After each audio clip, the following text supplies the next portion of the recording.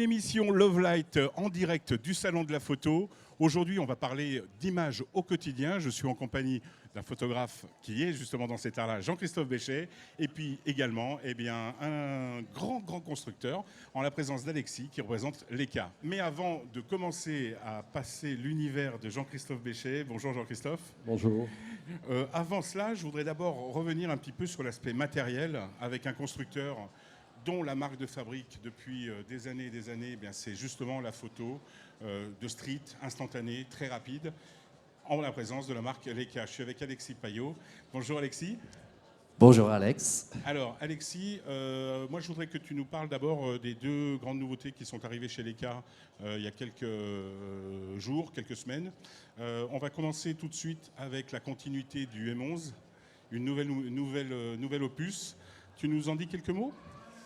Tout à fait. Donc, on a aujourd'hui le M11D, donc, qui suit la logique du M10D que Jean-Christophe Béchet d'ailleurs a connu. Alors, la particularité de ce boîtier, c'est qu'en fait, il n'y a pas d'écran, tout simplement. Donc, c'est un peu un boîtier à mi-chemin entre un boîtier numérique et argentique. Alors, quelle a été la volonté de Leica de faire un écran en 2024 qui n'a pas d'écran ?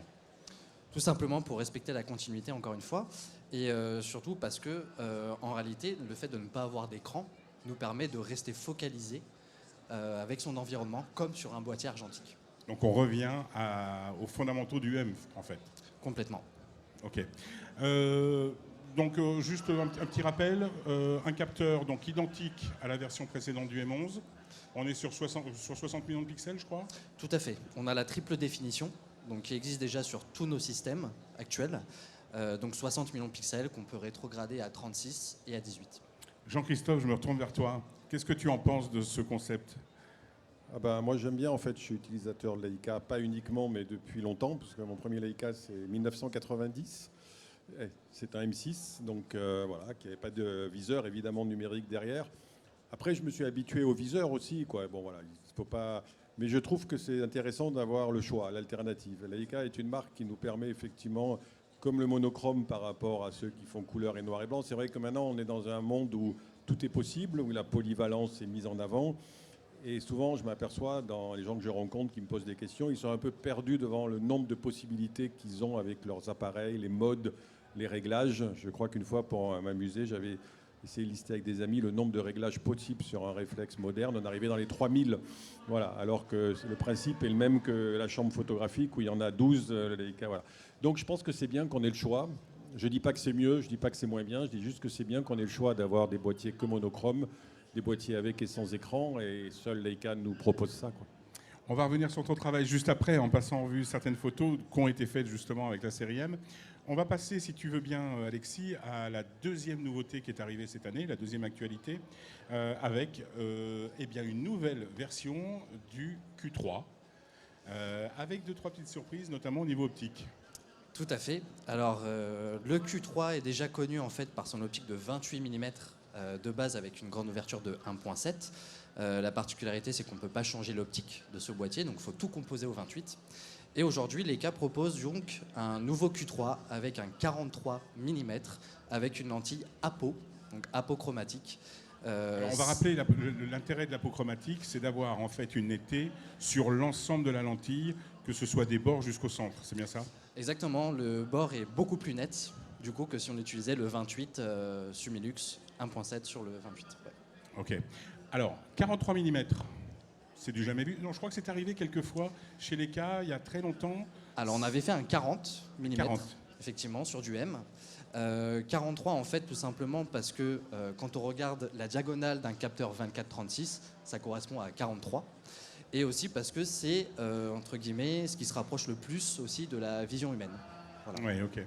Bon, pour info, Pentax en avait fait un. Donc voilà, voilà. Donc c'est une nouvelle mouture. 60 millions de pixels.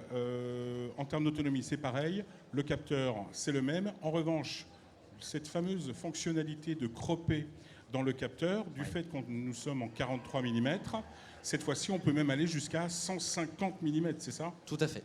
Donc ça veut dire 43, tu les connais les chiffres ? Oui, on a 43, 60, 75, 90, 120, 150. Ok. Bon, et puis ça, c'est pas forcément une nouveauté, mais c'est arrivé quand même cette année aussi. Je voudrais qu'on parle d'un autre appareil chez Leica qui est quand même un appareil excessivement abordable en termes de simplicité, d'automatisme. C'est un tout-terrain en fait. Pour faire simple, c'est le SL3. Le SL3, donc troisième génération du SL. La particularité, donc on peut cette fois changer les optiques comme le M, aussi bien des optiques fixes que des zooms. Et surtout, on partage la L-Mount Alliance, donc avec Sigma et Panasonic, donc nos confrères, où on peut monter leurs optiques et vice-versa. Ok. Bon, maintenant, je propose qu'on a parlé technique, c'est bien. On va rentrer un peu plus dans le vif du sujet, notamment dans l'artistique et le concret avec ton travail, Jean-Christophe. J'ai sélectionné quelques photos pour essayer un petit peu de comprendre ton travail. Comment tu te définis? Ce n'est pas de la photo de rue, c'est pas de la photo de paysage, c'est un peu un tout, c'est ça? Oui, on a toujours du mal à soi-même définir ce qu'on fait. Moi, je parle de paysage habité. Donc, c'est-à-dire que bon, la photo qui est au mur est pour moi justement une bonne représentation de ça. C'était dans une commande sur la ville de Saint-Brieuc. Je ne sais pas si Ferrit est encore là, mais je lui dis salut parce que c'est lui qui m'avait passé la commande pour une résidence. Et je voulais parler de cette ville de Saint-Brieuc et d'essayer de raconter quelque chose d'un peu personnel, mais aussi quelque chose que je trouvais assez intéressant. C'est-à-dire, donc là, on est à la gare. Il y a l'ancien bâtiment, le moderne, et on voit les jeunes qui, le soir, attendent le bus. Et chacun est dans son monde avec son portable. Et donc moi, j'essaye d'être le témoin de mon époque, c'est-à-dire je pense que mes prédécesseurs, il y a 30 ans, auraient fait des photos, les gens se seraient parlé, tout le monde aurait été un peu en mouvement, il y aurait eu des dialogues. Là, maintenant, voilà. Donc, c'est pas une critique ni rien, c'est juste d'être l'observateur du temps présent et d'intégrer des corps dans des décors. C'est un peu ça que j'essaye de faire. Donc moi, j'appelle ça de la street photo, mais c'est vrai que c'est plus pour moi un paysage urbain dans lequel j'essaye de saisir la vie quotidienne. Oui, tu as dit une chose que je trouve très intéressante. On parle de photos, je dirais, au quotidien. Tu as parlé d'être l'acteur du temps, enfin en tout cas le témoin de l'instant. C'est vraiment très important. C'est-à-dire que tu as une méthode, tu ne prépares pas ta photo, enfin tu la prépares pas. J'imagine que tu vas pas n'importe où, mais comment tu travailles en fait dans ton quotidien? Bah en fait, là, par exemple, c'est un bon exemple, cette photo, parce qu'elle est toute simple et en même temps très compliquée à faire, bizarrement, parce qu'il me fallait un moment où il y avait cette lumière, c'est-à-dire ça peut être que 17h, 18h en hiver, parce qu'en été, ça sera 21h et plus personne n'attend le bus à 21h à Saint-Brieuc. Donc il faut que ce soit un moment où il y a cette pénombre, où il y a la lumière chaude des éclairages électriques, la lumière de la nuit, et où il y a encore du monde qui attend le bus. Donc en fait, il y a un créneau, donc c'est un peu ça les repérages, c'est-à-dire je suis allé dans Saint-Brieuc pendant plusieurs mois. Et les premières fois, ça ne marchait pas en termes de lumière. Il y avait la scène, mais s'il n'y a pas cette lumière, la photo n'est pas très intéressante. Elle est juste un témoignage du moment, mais je veux qu'elle ait une esthétique. Donc en fait, mon travail, c'est souvent ça, c'est d'avoir des idées, de les repérer, et puis des fois d'attendre que tout soit en place, les gens, la lumière, le décor. Donc c'est des instantanés, mais en même temps, souvent, travailler, anticiper, où je retourne sur les mêmes lieux à différents moments, à différentes lumières. Le lieu m'intéresse et je le travaille. Cette photo, elle a été faite avec quel appareil, quelle focale? Alors moi, depuis que je suis en numérique, alors j'utilise beaucoup le Leica, mais pas uniquement, voilà, mais principalement, et quasiment plus que le 28 mm. Le 28 voilà. mm avec un M Alors maintenant, je dois dire qu'avec le M, je suis passé à un objectif un peu étrange, le Sumaron, qui ouvre à 5.6, voilà, qui vignette, qui a plein de défauts, mais que je trouve magnifique. Là, je pense que c'était à l'Elmarite. Donc, voilà. Après, je ne suis pas un fétichiste des objectifs. J'aime bien le 28 parce que ça me permet de pouvoir recadrer vers le 35. En fait, moi, je suis dans la logique du Q3 d'origine, enfin, le premier. C'est-à-dire, je pense que maintenant, on peut recadrer, permet de peaufiner son cadrage. Je fais partie du travail du photographe. Il ne s'agit pas de changer la photo, de remettre 2-3 lignes droites et voilà, de rendre une copie plus propre. Ok. On va passer à une autre photo. Avant de donner la parole à Alexis, je sais que tu as des questions à poser à Jean-Christophe. Je voudrais aborder cette photo, moi, qui m'inspire beaucoup. En fait, je trouve qu'il y a vraiment, vraiment une histoire, il y a une sensation. Raconte-nous un petit peu l'histoire de cette photo. Alors cette photo, elle fait partie de mon projet sur l'Europe qui s'appelle European Puzzle. C'était l'idée de se promener en Europe et de se poser la question qu'est-ce qui fait ma culture européenne. Et là, je suis dans un des bâtiments en fait quand même un peu emblématique de l'Europe puisque c'est le Guggenheim de Bilbao, qui est un lieu assez, moi je pense assez important en Europe. Et il y avait une ambiance un peu étrange. Et souvent, j'essaye que ma photo ne dise pas quelque chose de très précis. Tout à l'heure, ce que je racontais sur la scène à Saint-Brieuc, je pense qu'on peut aimer la photo sans forcément voir ça. Et là, c'est pareil. Donc, il y avait cette femme dans une forme de brouillard avec la fumée. Il y a une forme un peu étrange. Les plans se détachent bien et on est un peu dans une fiction. C'est pour ça, quand tu disais une histoire, voilà, j'aime bien aussi parler de mes photos comme des micro-fictions. C'est-à-dire, chacun peut se raconter un petit peu que fait cette personne dans ce décor. C'est le quotidien et en même temps, on s'échappe vers une sorte de fiction du quotidien. Oui, complètement. Alexis, je te propose de poser, tu as préparé quelques questions. On va passer à la première question. Toi, en tant que membre de l'Académie LECA, quelles sont les questions que tu as envie de poser à Jean-Christophe? On va en prendre déjà une et on va voir comment ça se passe. Alors, Jean-Christophe, comment tu décrirais ton style photographique? En fait, ça revient un peu à ce que je disais tout à l'heure, c'est-à-dire que je pense que je suis quelqu'un qui est assez intéressé par le réel. Donc je pars du réel. Je ne suis pas un metteur en scène, c'est-à-dire que je n'ai pas beaucoup d'imagination. En revanche, je pense que j'observe, je regarde, j'essaye de voir où ça peut être, où ça peut fonctionner par rapport à ce que j'ai envie de raconter. Donc je suis quelqu'un un peu fasciné par le réel et par le réel nous dépasse, enfin on va dire dépasse la fiction, je trouve, dans beaucoup de cas. Et il y a quelque chose dans la photo qui est intéressant, c'est le fait que ça a existé, quoi, que ça a été, pour reprendre la phrase de Barthes. Donc c'est vrai que moi, mettre un modèle et le mettre dans la lumière, je suis moins bon que d'autres. Je pense que voilà. Là, par exemple, là aussi, on retrouve cette fumée. C'est le matin très tôt. Souvent, je fais des photos très tôt le matin à la Havane. Ça, c'est au Leica monochrome. Donc, je dirais que j'aime bien les photos bien cadrées. Je crois que je suis un photographe du cadrage, mais dans lequel j'essaye de créer une forme de liberté dans une forme de rigidité. Donc, un désordre dans l'ordre. À ce titre, ton travail, on le retrouve sur des albums, puisque tu as réalisé plusieurs livres. Ouais. Tu peux nous en parler en quelques mots? En fait, je suis un photographe du papier, donc j'ai besoin de mettre les photos sur papier. Que le livre reste pour moi là. J'ai appris la photo par le livre. J'ai fait des études de photo, j'ai regardé des milliers de livres, je possède beaucoup de livres.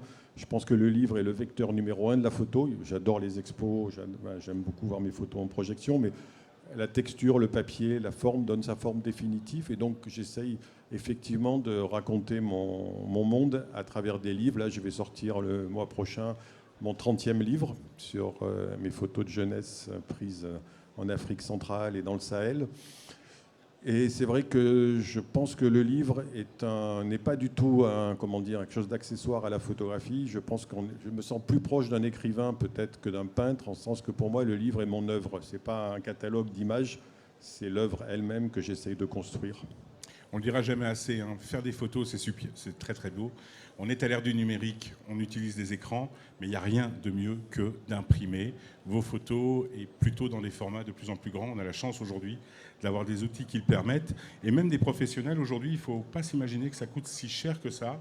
Mais vraiment, une photo posée sur du papier, ça a quand même une dimension magnifique, y compris sur un livre. Où est-ce qu'on les trouve, tes livres, Jean-Christophe? On les trouve en librairie et ceux qui sont épuisés, on les trouve ici avec moi ou en me contactant. Parce qu'il y en a beaucoup qui sont épuisés, ce qui est dommage et en même temps plutôt satisfaisant. On va passer à une autre photo. J'imagine pareil, cette photo a été faite au monochrome? Au monochrome, effectivement, c'est aussi à la Havane. Et là, il y avait vraiment l'idée, de créer cette symétrie. Donc, c'est pas vraiment en reflet, mais c'est en mettant un angle. Et j'aimais beaucoup la texture de ce. Donc, c'est le monochrome M9 qui était pas le tout premier, mais le deuxième, je crois, de mémoire, ou peut-être le premier, je me souviens plus. M monochrome, premier. Premier, alors, voilà. Et c'est vrai qu'il avait un peu plus de texture, il était plus proche de l'argentique selon moi. Et cette photo, le noir et blanc, j'ai fait couleur et noir et blanc, donc on me pose souvent la question pourquoi je fais du noir et blanc et de la couleur. Je dis parce qu'en fait je suis un peu comme un musicien qui aime bien jouer de deux instruments. Je trouvais les deux se répondent et cette photo, je trouvais que le noir et blanc lui donnait plus de force par le contraste et par l'ouverture sur la lumière, quoi. Je le dis pour les auditeurs de Love Light, on tourne aujourd'hui cette émission au sein du Salon de la Photo. Il y en a encore d'autres qui vont arriver quotidiennement. On a lancé la plateforme Love Light TV qui s'intéresse beaucoup plus à la partie artistique. Il y a des accords qui ont été passés, notamment avec l'INA et avec des diffuseurs comme Gédéon, qui coproduit avec Canal+, des nouveaux documentaires. Donc sur cette plateforme, vous allez voir arriver justement des gens comme toi, effectivement Jean-Christophe, avec des documentaires qui sont suivis, et peut-être aussi on aura l'occasion d'ailleurs de faire un documentaire sur toi. Ça se passe sur lovelight.tv, vous allez sur le web, vous vous inscrivez, c'est gratuit, et il y a une chaîne en continu qui reprend justement les programmes de Love Light que vous connaissez, et puis également ces nouveaux produits à diffuser. Alexis, je te propose de relancer sur une autre question pour Jean-Christophe. Alors tout à l'heure, tu as parlé un petit peu d'histoire, et ça tombe bien puisque la question est la suivante. Quelles sont les émotions et les histoires que tu essaies de transmettre à travers tes photos ? Alors en fait, c'est vrai que je ne suis pas tellement sur l'émotion sur une seule photo, ça peut arriver évidemment. Voilà. Je pense qu'il faut proposer, bon, si on prend par exemple cette photo, puisque là, on est encore à la Havane, parce que c'est une série qui est importante pour moi.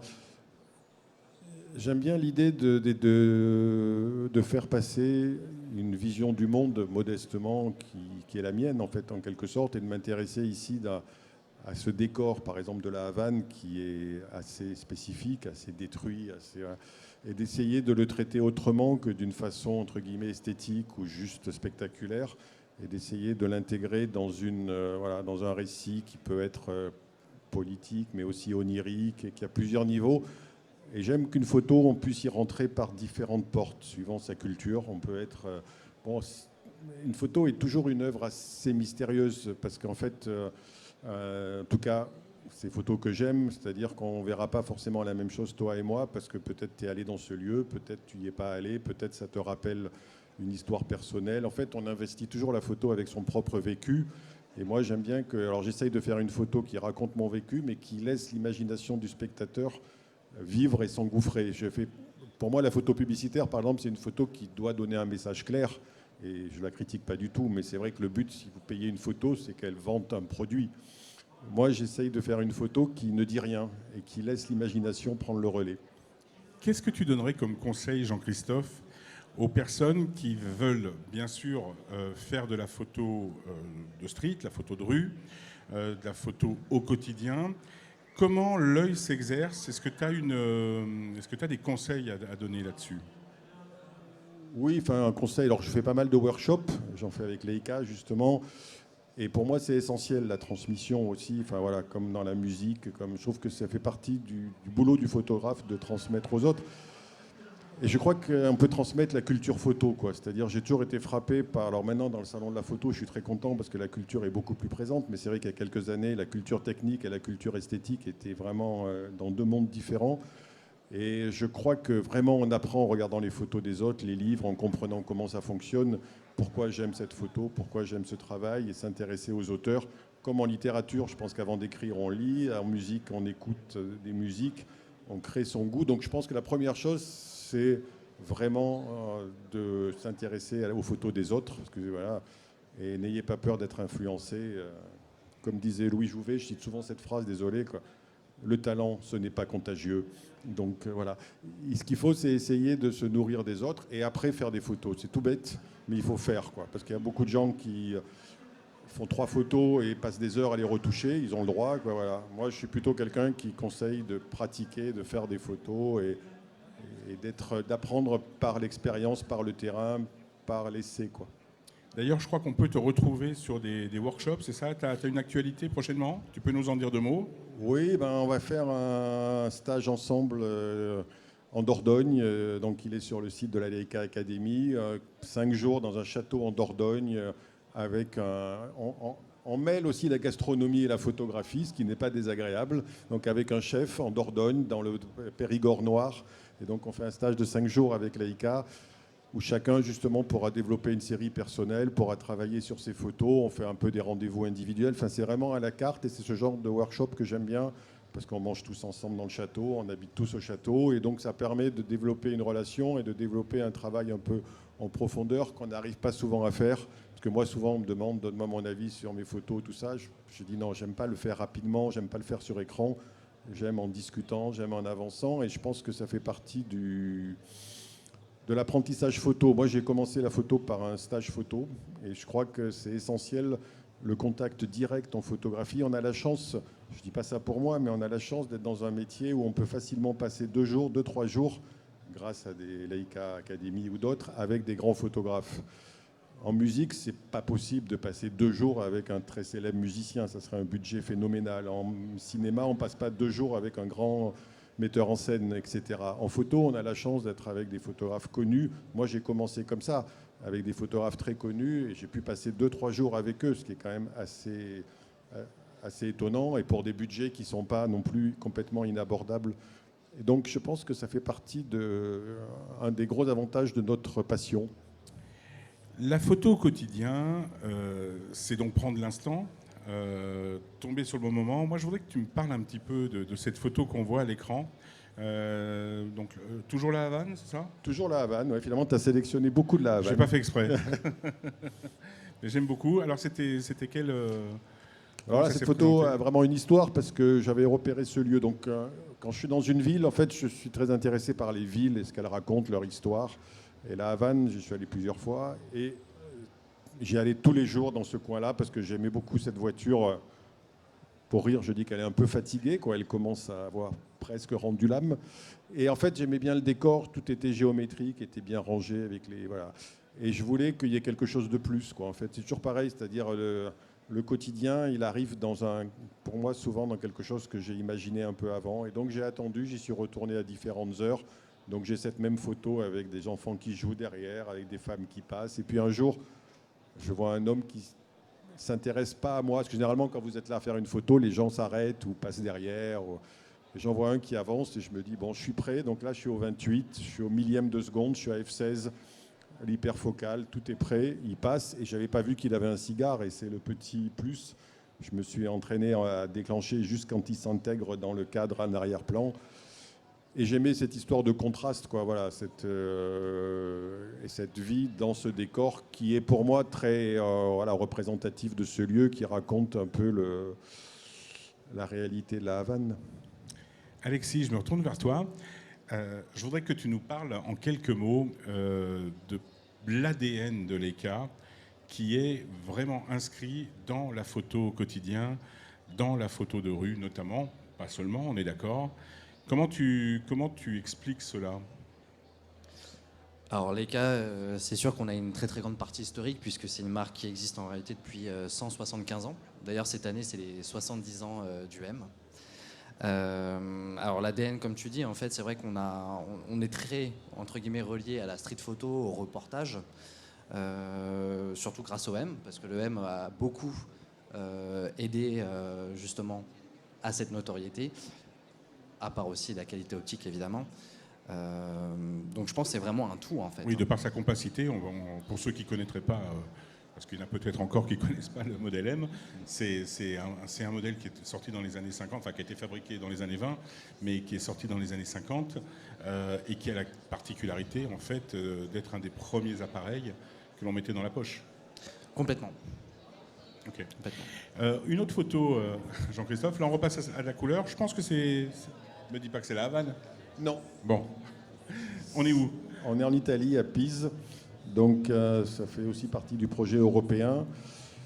Donc là, c'est une photo prise à travers une visière de Vespa à Pise. Donc, et il y avait l'idée de travailler sur un territoire, en l'occurrence l'Italie, et d'essayer de raconter mon Italie, mais mon Italie est nourrie du cinéma italien. Par exemple, je suis un fan du cinéma italien des années 70-80, donc d'Antonioni, mais de Comencini, de Dino Risi, etc., de Bertolucci et d'autres, et Affreux, Salé, Méchant, ou des films comme ça, voilà. Et puis là, je vois ces photos accrochées à cette Vespa en plein air, quoi, et ça me fait tellement penser au statut de la femme en Italie, la mère, la petite amie, tout ça avec des photos. Et j'aime bien ce regard un peu tendre sur une photographie de famille un peu passée, un peu voilée, un peu abîmée, un peu ringarde, il faut le dire. Voilà, donc je m'installe derrière cette visière et j'attends que quelqu'un passe derrière. Mais malheureusement, il est venu chercher sa moto assez vite, donc j'ai pas pu continuer et en faire d'autres, donc j'avais juste celle-là.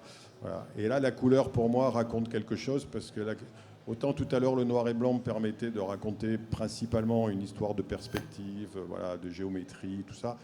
Là, la couleur, je pense, c'est agissante, quoi. Elle raconte quelque chose. Donc voilà, c'est pas que j'utilise la couleur et le noir et blanc de façon très consciente, mais là, c'est la couleur. Et donc j'ai toujours les deux appareils avec moi, parce que je fais pas noir et blanc et couleur avec le même appareil. J'ai toujours deux appareils, même en numérique, je suis resté un habitué d'avoir deux appareils. Tu l'as fait avec quel appareil, ça, cette photo? Alors cette photo est faite avec un Leica M6. Avec un M6, oui, c'est d'où l'explication de ce côté argentique. Ouais, tu travailles avec quel genre de pellicule quand tu travailles avec un M6, par exemple? Sur de la couleur, par exemple? À l'époque, c'était assez simple. J'étais en Fuji sans ISO. Fuji sans ISO, ouais, tout simplement. Okay. 400 noir et blanc Kodak et Fuji 100. D'accord. Pour me simplifier la vie. Ok. Alexis, une autre question pour en diapo, hein, pardon, j'ai pas dit que c'était de la diapo. Oui, en diapo. On précise. Alors, j'avais une question sur l'équipement. Du coup, tu as un petit peu répondu. Du coup, si tu permets, j'ai une autre question en tête. Moi, je suis un peu curieux aussi de savoir un peu quelles étaient tes influences photographiques, avec qui tu as grandi, entre guillemets, quels étaient les grands photographes qui t'ont inspiré? Alors, j'ai fait un livre qui s'appelle Influence, donc c'est vrai, c'est une question que je me suis posée, que j'ai essayé de... Moi, j'ai trois formes d'influence, c'est-à-dire j'ai les photographes que j'ai étudiés quand j'étais étudiant, enfin élève, donc ça va être Walker Evans, ça va être Robert Frank, c'est plutôt des Américains, on va dire, hein, qui m'ont formé visuellement. Harry Callahan est très important pour moi. Après, il y a des photographes que j'ai rencontrés aussi en plus. J'ai eu la chance de rencontrer des photographes et ou du moins de ne pas travailler avec eux, mais d'échanger avec eux. Et ça va être Raymond Depardon, ça va être Bernard Plossu en France, ou des gens comme ça, Harry Gruyert. Donc, bon, ben voilà, c'est différent quand on connaît les gens aussi. Pascal Maître, qui est ici peut-être encore, des gens comme ça, voilà. Et puis la troisième influence, c'est ceux qui ont photographié les mêmes territoires que moi, quoi. C'est-à-dire que bon, j'ai beaucoup photographié Tokyo, donc je vais m'intéresser à la photo japonaise, voilà, sur des sujets que j'ai traités, bon, sur effectivement des villes, New York et d'autres, sur l'Afrique. Là, mon prochain livre est sur mon périple africain d'il y a quelques années. Et donc, voilà, je vais être influencé par ça. Mais c'est vrai que le photographe qui reste pour moi, je ne sais pas comment dire, celui qui m'inspire le plus, m'influence le plus, il est un petit peu moins connu, même si cette année, il avait une très belle expo à Arles, c'est Lee Friedlander. Voilà, il ne le sait pas, mais je suis un des fils de Lee Friedlander. Bon, je pense qu'il sera très heureux de le savoir en tout cas. Une petite précision, tu as une expérience photo énorme, mais tu as aussi été, j'allais dire, de l'autre côté de la barrière, puisque tu as été à la tête, en tant que rédacteur en chef, d'une partie de Réponse Photo, c'est ça? Oui, je m'occupais des hors-séries de Réponse Photo. Oui, en fait, le hasard m'a amené par la photo, m'a amené dans un magazine photo, donc voilà, Et c'est vrai que bon, mon amour du livre, de la page imprimée, m'a amené vers le magazine. Et j'ai eu la chance, entre guillemets, d'arriver dans ce magazine au moment du passage au numérique. Enfin, à peu près, puisque ça a été... Et pour être franc, moi j'avais tout appris en argentique, quoi. J'avais aucune envie qu'on me change toutes mes habitudes, quoi. Je trouvais ça pas très sympa, quoi. Parce qu'en fait, tout le monde arrivait à faire des photos avec des éclairages difficiles, moi au départ. Mais mon premier livre, c'est tout fait la nuit à main levée, en moyen format ou en Leica, à 100 ISO. Enfin, il y avait une certaine... Et là, maintenant que tout le monde puisse le faire, ça ne m'a pas beaucoup plu, quoi. Mais comme j'étais dans un magazine, on me prêtait les appareils qui venaient de sortir.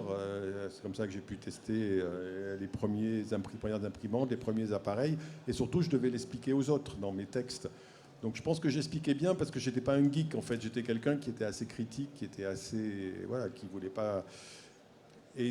Mais ça m'a permis d'être, ça m'a beaucoup aidé dans ma pratique parce que du coup, j'ai pu tester plein de choses, j'ai pu me faire ma propre religion parce que souvent, c'était quand le numérique est arrivé, pour les gens de ma génération et les plus âgés, c'était compliqué de switcher. Parce qu'il y a, bon, voilà. Et donc, moi, il n'y a rien de mieux, s'il y a des profs ici, ils le savent, le meilleur moyen d'apprendre quelque chose, c'est de l'expliquer aux autres. Voilà. Et quand tu dois expliquer aux autres la différence entre définition, résolution, échantillonnage, etc., bon, tu es obligé d'être au point et pour toi-même, quoi. Donc ça m'a servi pour ma propre photo. Est-ce que tu es passé aussi par l'apprentissage, par la peinture, par exemple? Alors moi, pas du tout. C'est-à-dire que là-dessus, c'est pas une théorie que j'ai, mais j'ai écrit aussi des livres de texte sur la photo parce que j'aime bien réfléchir sur ce que c'est qu'être photographe, ce que c'est que cette activité. Et je pense que la photographie est un univers assez large, même très large, un peu flou. On ne sait pas bien où ça commence et où ça s'arrête, surtout maintenant avec les retouches photo, avec l'IA et tout ça. Ça ne fait qu'agrandir ce champ. Et je pense que chacun peut se situer par rapport... Il y a des photographes qui sont proches des peintres, qui vont plutôt réfléchir en œuvres individuelles avec des grands formats. Voilà. Il y a des photographes qui vont être... Le livre, pour moi, me rapproche de la littérature. Moi, je me sens plus proche d'un écrivain. Et je défends aussi l'idée d'être très proche des musiciens. Alors, ça paraît plus étrange au départ, mais pour moi, mes livres sont des formes de mélodies. J'essaye que les photos racontent une mélodie. Et le musicien a un instrument, contrairement au peintre, qui a un pinceau si on veut, mais ce n'est pas la même chose. Et moi, en fait, mon Leica, c'est comme si je joue de la guitare. Et si je prends un réflexe moyen format, je joue du piano. En fait, j'aime bien, j'ai beaucoup d'appareils différents. Voilà, et si je prends un Hasselblad 6.6 réflexe, je ne fais pas du tout les mêmes photos que si je prends un M6 ou si je prends un SL. Donc c'est comme si je jouais des instruments différents et pour chaque projet. Et ça, c'est quelque chose... voilà. J'en ai pas mal discuté avec Raymond Depardon, qui a beaucoup changé d'appareil, qui est aussi Leica, mais qui a fait des photos aussi à la chambre sur des projets. Prendre un appareil pour chaque projet, alors ça paraît être un peu un luxe, mais bon, en tournant avec 4-5 appareils, et je crois beaucoup donc au lien entre la musique et la photo, parce qu'on a ce rapport à l'instrument, à l'outil. On va terminer cette émission. Juste avant, je voudrais que tu nous dises, est-ce qu'il y a encore une destination, tu as beaucoup voyagé, en moins de 30 secondes, est-ce qu'il y a encore des destinations qui te fascinent, que tu ne connais pas et que tu as prévu d'y aller? Oui, en ce moment, je fréquente pas mal le Brésil et donc je suis content. J'ai encore une grande partie du Brésil à découvrir, l'Argentine et de retourner au Groenland.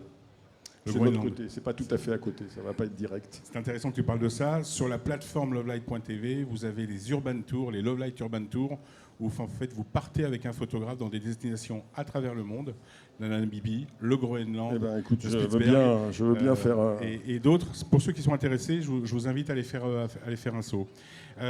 Alexis, c'est quoi aujourd'hui la position de Leica? Vers quelle route Leica va? J'ai cru comprendre qu'il y avait une volonté d'uniformiser ces interfaces, c'est ça? Tout à fait. On a donc aujourd'hui les trois piliers, donc le système SL, Q et M qu'on a vu au début, partagent effectivement maintenant la même interface. Donc c'est vrai que de passer de l'un à l'autre, en réalité, on n'est absolument pas dépaysé puisqu'on a la même chose, le même menu. Donc c'est très facile de switcher de l'un à l'autre. Et surtout, on garde cette simplicité d'utilisation puisqu'on reste toujours à l'essentiel chez nous. On a très peu de boutons, ce qui nous permet de rester beaucoup plus concentré sur l'instant présent. Merci beaucoup Alexis, on te retrouve donc à la Leica Academy sur le stand Leica, sur le salon de la photo. Jean-Christophe, un grand merci d'être venu. Je sais que si vous êtes intéressé pour poser toutes vos questions pour les spectateurs qui sont présents ici, tu te tiens à disposition. Il reste un peu, j'ai quelques livres aussi, s'il y en a qui... L'année dernière, voilà. il y en a qui étaient épuisés, que j'ai retrouvés, donc voilà, ils sont là. Ok. Voilà, c'est la fin de cette émission. On était donc sur le salon de la photo. Aujourd'hui, on a parlé de photos au quotidien, photos de rue. Je vous invite à retrouver la chaîne directement, soit sur YouTube, soit sur la plateforme lovelight.tv. On va nous quitter. On vous retrouve très vite pour des nouvelles aventures et notamment demain avec la quotidienne. Bisous. Merci. Merci.